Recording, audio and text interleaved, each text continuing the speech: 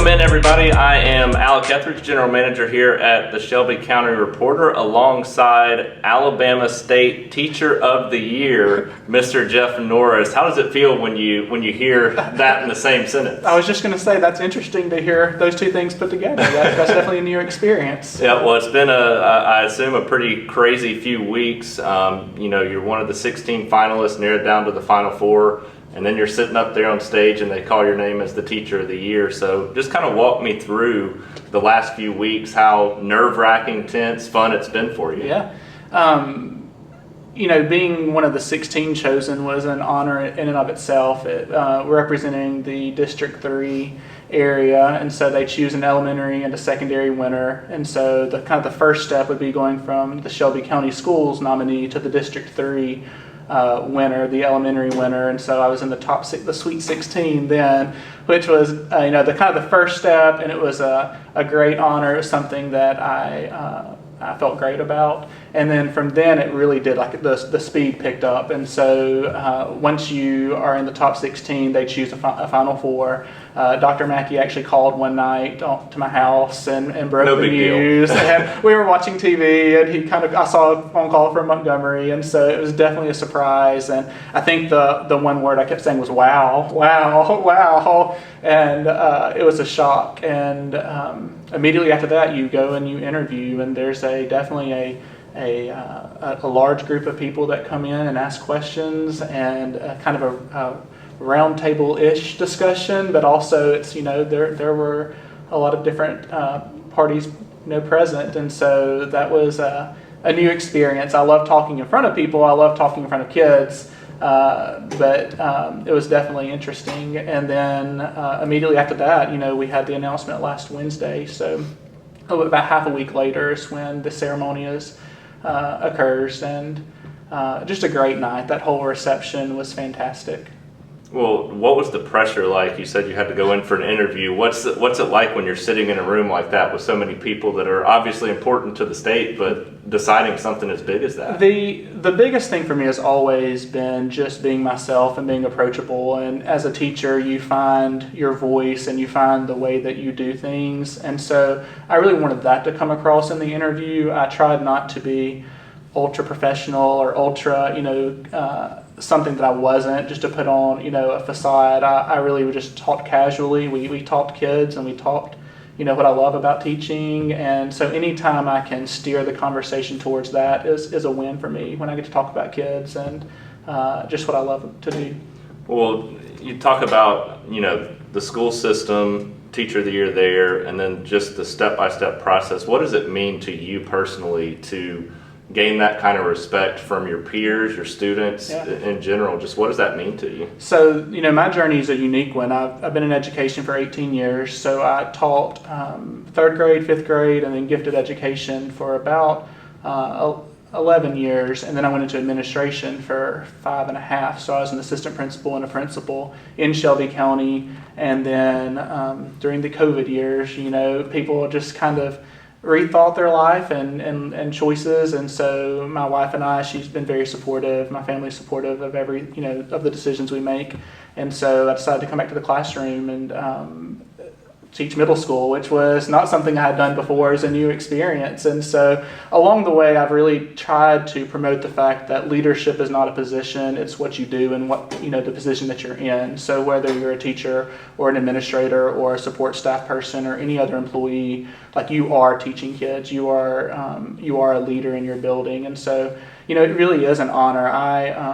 My wife and I, when we got married, we were interviewing for jobs. She's a teacher as well, as her background. And so we were looking for jobs right out of college, and we went to a recruitment day, and Shelby County Schools were there, and it was just a perfect fit. We knew that's where we wanted to bring our family. Neither of us are from Shelby County, so this just became, a home to us, and we've chosen to raise our kids here.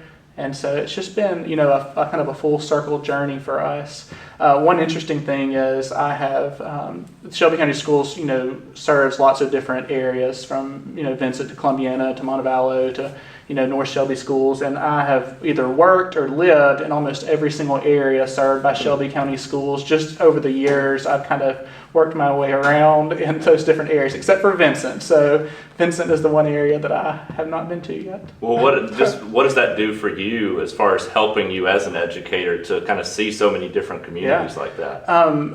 There are some things that are very different about the communities, and there are some things that are very much the same. Kids are kids.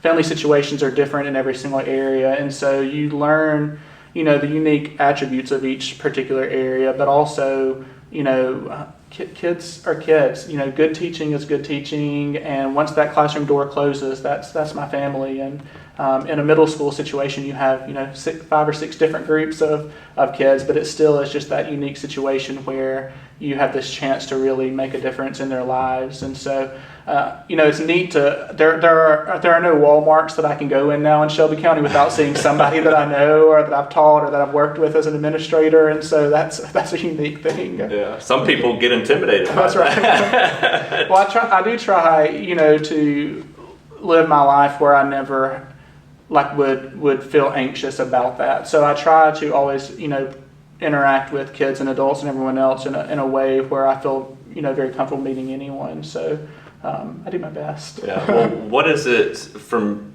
your standpoint? I've seen a lot of the pictures and a lot of the remarks from students and peers of yours as far as how you go about teaching and making it a little bit more hands-on and engaging and fun. What makes you unique as an educator?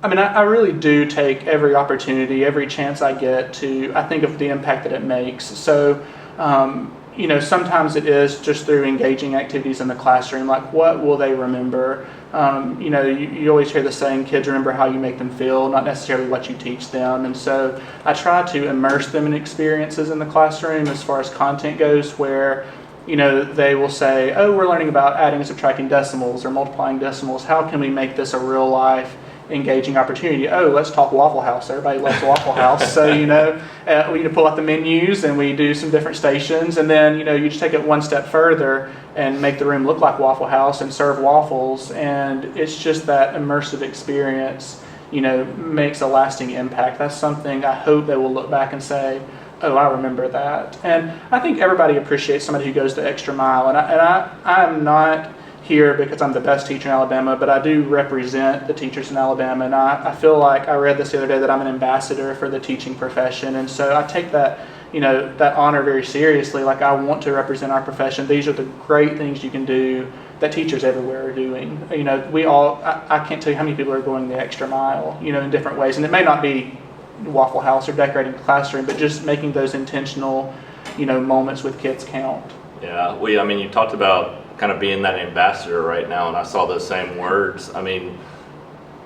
First, what does that mean to you that you get that kind of responsibility? But 2, what is it that you can do in that role to kind of help inspire other teachers as well? Yeah, that's a great question.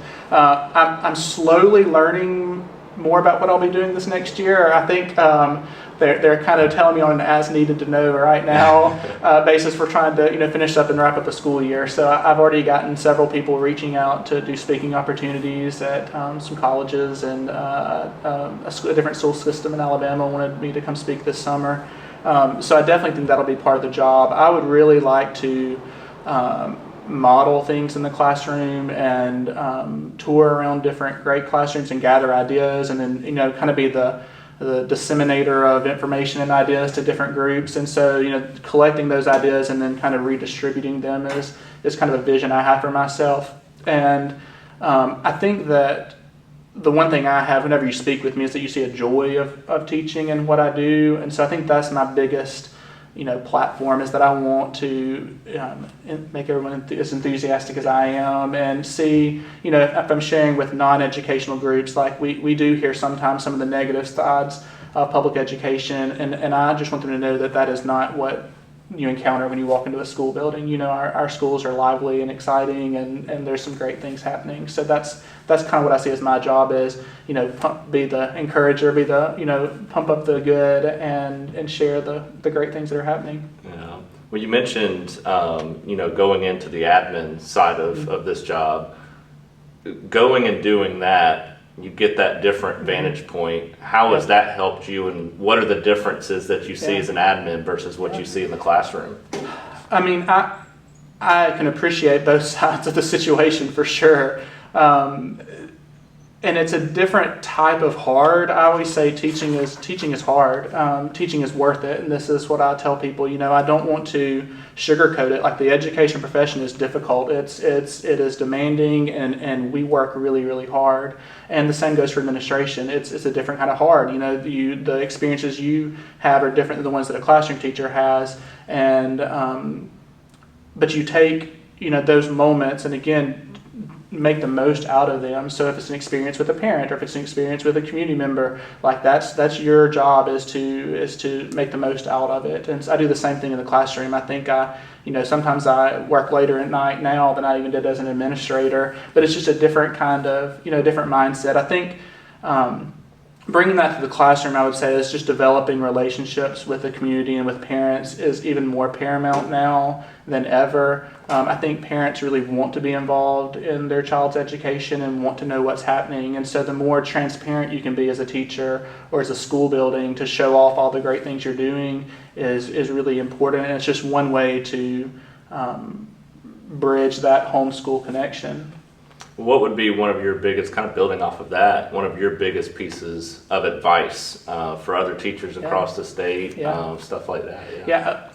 I think, retaining good teachers is so important. And so we want to, again, I feel like I'm a very transparent person. So I just want to tell you, teaching is hard, and there are going to be moments when it's just really tough. And so knowing that in advance is very empowering. It's, I know I'm going to have some difficult times, but it's worth it. And the kids are worth it. And not just the learning, but just that lifelong, impact that you have. Any profession, you ask them, who made an impact on your life, and they are automatically going to list teachers. And so it is crucially important that we have teachers who love what they do and who make every moment count. I say that there's this fine line between exhilaration and exhaustion. So like teaching is is towing that line always, is caring enough and doing enough without leaning towards the exhaustion, but also doing as much as you can possibly do to make a difference. Yeah, I think that's a good point, because I know y'all work many hours after the kids get out of here too. So, if I'm not mistaken, you got your graduate degree from Montevallo, correct? I actually have 2 degrees from Montevallo. So talk about that tool for educators here. One, just that we have a university like that that serves education purposes, but it's one of the top schools for getting a grad degree as well. Yeah, and I still actually keep in touch with some of the people I was in classes with, and then also with the instructors. So, to begin with, I had gotten my master's in gifted education online through South Alabama in order to be able to teach gifted education. And so as I was doing that, I knew that I wanted to go into not necessarily administration, but I really like presenting professional development, talking in front of teachers, presenting strategies. And so there was an educational specialist degree at Montevallo that was partial online. It was kind of a hybrid. This is years ago, so just the online learning had just started, but it was a hybrid cohort. And so Dr. Bentley at Montevallo and I kind of talked about it, and it just felt like a perfect fit. So a lot of the classes were on, finding action research projects and kind of coming up problem solving, coming up with solutions, and how you would, kind of some of the same questions you've asked, like what would you tell teachers and how would you present this information and what would you do differently? And so that program was really great for me. And then along the way, I was able to get a second master's in educational administration, and it's also from Montevallo. So I was able to eventually head in towards administration by having that degree as well. But it was, we lived pretty close to Montevallo, but it was great to go at night to those classes and find people who were also interested in the same things I was interested in. And like I said, I saw Dr. Bentley the other day at a ceremony, and she remembered exactly who I was. So even though Montevallo is this, they also promote these close relationships and knowing who you're teaching and who you're with. But also it is very highly accredited now and well known in this area for producing some great teachers. Yeah. One thing I want to know, and I'm sure a lot of people will be interested to hear, is kind of how the students have reacted since finding out the news. What that next week's been like since then. It's been good. Sixth graders are just an interesting bunch anyway. So every day, you never know what to expect. So they've fully embraced it. They have been excited. Sometimes I'll walk into a class and nobody will say a word, and sometimes everybody will stand up and clap. And so it's been interesting. We're doing a reception later this week with the student body, and we'll just see what happens. I'm lucky enough, so when I was an administrator at Inverness Elementary, I was an assistant principal. The group of 8th graders right now were in kindergarten, and so I actually was their assistant principal for kindergarten through 3rd grade, and then when I came back into teaching, they were coming into 6th grade, so I was with that group of kids for 3 more years. So I feel like, all 3 grade levels that are in this building right now, I kind of know a lot of them, and we've grown up together, and so it's been an interesting experience. Yeah, that's cool, and that just shows the relationships that you build, the community aspect of it too. And talking about that, how important is it to have that community feel, especially in a place like Oak Mountain? It's a big, tight-knit community. It's big, but everybody's so close, and that kind of carries around Shelby County in general. Right, yeah. I mean, like I said earlier, my wife and I, when we came, we immediately felt that close connection to Shelby County. Even just in an interviewing for position, we just felt that kind of sense of community. And so it is. We live in Oak Mountain, and so coming back to this community when I came back into teaching was a great fit, and I got to teach my son in 6th grade, and that was a great experience. And so, but we've grown up with knowing our own personal children's friends and families and community, and so I kind of mentioned this being out in the community. I try to teach and live my life in a way where I don't have any regrets. I don't have to worry about what happens at the baseball field or any of those kind of parks. And so I enjoy going, and I enjoy seeing kids out in the community. And so it definitely is an honor to live in the community that I work in, and then also to have this honor in that same community is pretty neat. Well, last question I'll leave you with is, just as far as being an educator, being a teacher, what is it that you enjoy most about your time in the classroom? And obviously to come back from an admin position into the classroom, you liked it a lot. Yeah. So what is it that you enjoy most about being in the classroom? There's something just about being in the moment with kids that I really enjoy. So just, you can have these really elaborate kind of these really elaborate, crazy plans, and those are not even the things that I love the most. It's just those kind of small moments that happen when a student says, thank you for explaining that to me, or thank you for listening, or I really appreciate you doing this. And so those small moments are just so impactful, and I think that I use this quote a lot, and I think it's really important to say, is that Todd Whitaker, he's a famous educator, says the best thing about teaching is that it matters, and the hardest thing about teaching is that it matters every day. So there is this sense of pressure every single day to make those moments count, and so it's in one way kind of pressuring, and another way really exciting and just empowering to know that I have that power, and it's nothing that is me being in a position of power. It's just the fact that I can use that and leverage what I'm given to make a difference is really important to me. So I think I tell people I take my job really seriously, and then I also have a lot of fun. So I'll dress up and act, crazy too. And I think that's a good balance to have. I try every day to have that balance. Well, Jeff, congratulations. Yeah, thank you so much. Thank you for joining us today. Obviously shows that we're in good hands across Shelby County teacher-wise. So I know that there's a lot of teachers that are working hard, and this is just one of many examples. But we appreciate everybody for tuning in. If you get a chance, make sure to say congratulations to Mr. Jeff Norris, doing an awesome job here at Oak Mountain Middle School. Thank you very much.